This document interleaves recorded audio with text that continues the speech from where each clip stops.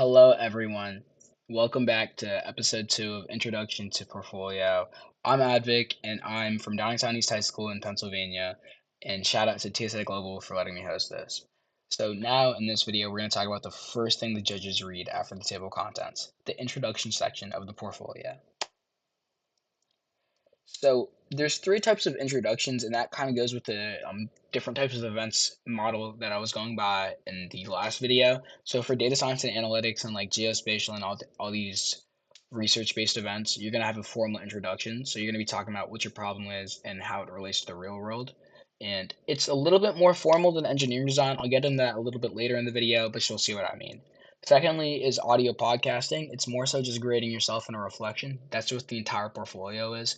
It's less so defining a problem, it's more so talking about what you did and how you did it and why you did it, right? And then lastly, engineering design and all the other physical model events. So it's also discussing the issue like data science and geospatial, but there is more practicality to it. So when you're talking about what how you're analyzing the problem, you're also hinting at what your solution is going to be and what it can be around, right? So, firstly, data science. This video will cover how to do the introduction, purpose, and methods. So, for introduction, make sure you're opening with an attention getter. I'm not saying, wow, boom, you know what I mean? Like, this isn't like an English essay, right? This is serious. But talk about how what you're investigating is a problem, give like a big headline. So, again, I'm going to go back to what my group did the year I'm recording this. So, we talked about the lack of affordable housing. So, our attention getter was a question, right? It was posing a question to the judges, asking them, "Have you guys ever had to deal with the lack of affordable housing?" Obviously, not in those words.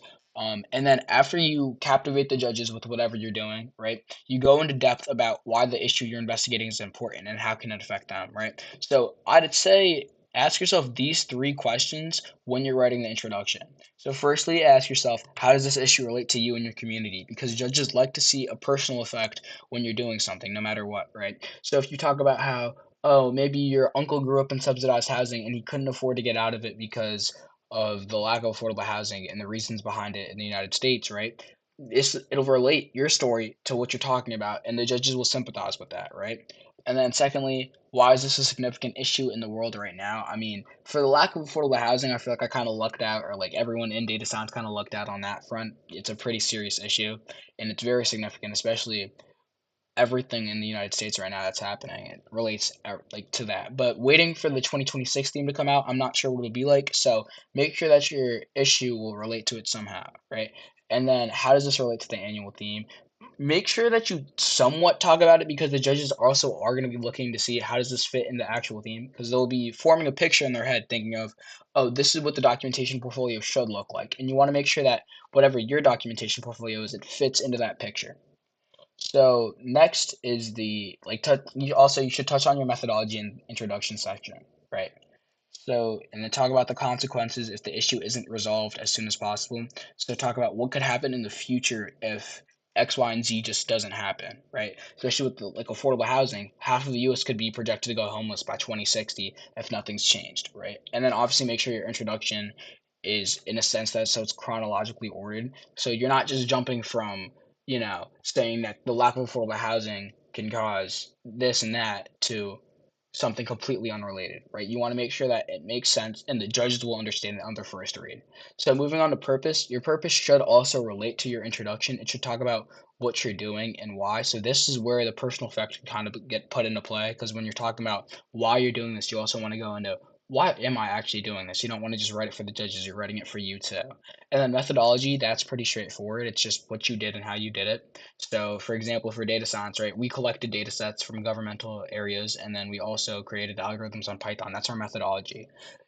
Every methodology is unique to whatever your event is. So in geospatial, obviously, the methodology is different, but it should still encapsulate everything that you did. Moving on to audio podcasting. So the intro covers the cover art, work log, and self-evaluation.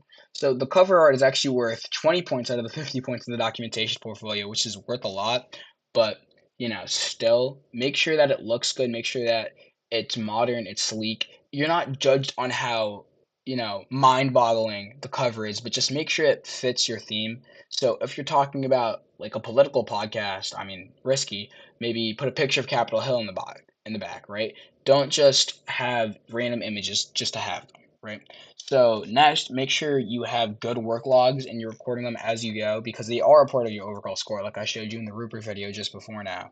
Record it after every meeting. That is a must because showing your timeline will help the judges understand your project. They won't have to be saying, oh, when did they do this? Did they do this last minute? They'll actually understand and they know if they're lying, so it's not worth it to lie because they'll just take away from your actual score. Next, the self-evaluation. Don't under or overachieve or be humble because that's the worst thing to do. The judges will take your own feedback into account. So just don't say, oh, maybe we earned a 2 in this category because it could be better. If you're talking about how it could be better, then they'll be like, oh, why didn't they do this? They're not going to give you points if you say, oh, it was terrible, right? They're not going to give you pity points. That's just not how it works. So make sure it's honest, but it's also not saying, oh, we scored a 10 on everything, like you didn't. Nothing anyone has ever created is perfect. We've seen that. So just make sure that it's not over, under, and it's just right. You know what I mean? And also, when you're writing the self-evaluation, you have to write your reasoning for why you scored each point under it. Make sure all teammates are included in that, especially someone who did a specific section, because if someone writes it last minute, then they won't be able to talk about everything that you guys actually accomplished, right? So in the like for example in the audio podcast, right? If I had just written it by myself, I wouldn't have learned about something that someone else did in the background that could have raised our score or impacted the justification in any way. And then lastly, engineering design. So what I'm going to talk about right now will cover the identification and definition of the problem, the information gathered, and potential solutions. So it's the same thing as data science for like identifying the problem. You need the attention getter, how it affects you, why it matters, et cetera, et cetera. But you have to fit all of that into 2 pages instead of 3 spread out ones. So again, I'm going to emphasize this a lot, but make sure you're concise. Don't just say something that, for the sake of saying, because you will need that space. And when you have to cut it, you won't realize that, oh, this isn't vital information because you wrote, I don't want to say junk, but junk in the first place. You know what I mean? Secondly, make sure that you're backing up everything that you're saying with credible sources. Don't just state an outright false fact. So if I just said, 50% of babies grow to be 7 foot, that's just wrong. And people will know that, right? I mean, that's exaggerating, but these judges are experts in their field, especially at higher levels. So they'll be able to call when you're, saying something that's just not true.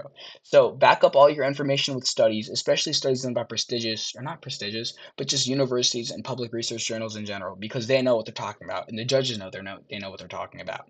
So when they see that, they'll say, "Oh, okay, makes sense." And also make sure your info relate to exactly what you're saying. Don't just take something that says, "Oh, same topic," and then relate it to that, right? Especially if you didn't actually read the study. I know that's very time consuming, so you can just read the abstract. Make sure it's saying exactly what you're saying in your portfolio. Don't exaggerate, just in case the judge, themselves actually read the study and they know, oh, that's just not true. You'll get called, and then obviously you'll lose points.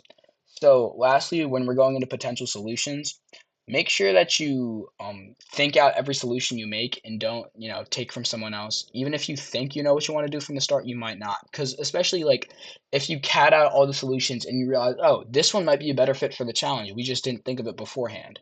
So doing this could actually raise your score because you'll come up with a better solution.